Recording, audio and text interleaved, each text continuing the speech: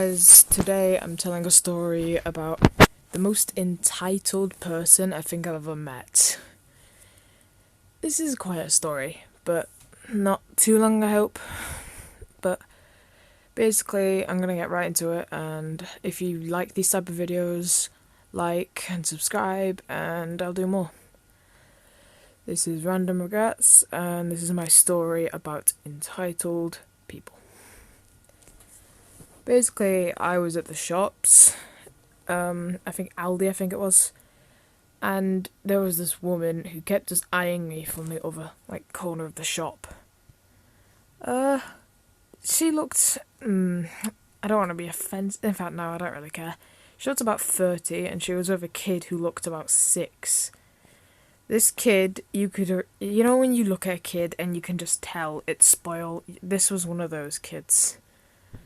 And just by looking at it and seeing how the mum was looking at me, I already had a feeling something was going to happen.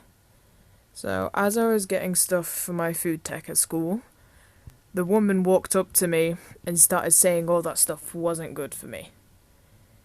So I told her I needed it for school, and she just carried on nagging me how unhealthy I am and how much of a bad influence I am on a kid. So then she told me to pay for it and give it to her. What logic is that? She said she would go put it in the bin, but why didn't I just put it back? I asked, but she just told me not to talk back to her and that she knew best because she was older than me. I don't know how old she thought I was, but I played along a little. I basically led her around the store, and while she wasn't looking, I put all of the stuff back. So by the time we got to the till, she was telling me to pay for it. This was I was making a cake, so it was all chocolate stuff, and I think it was a Victoria's Base sponge cake and had chocolate icing, I don't know. But yeah, she kind of blew up. When she saw I had none of the items, she asked where they went, and I told her I already put them back.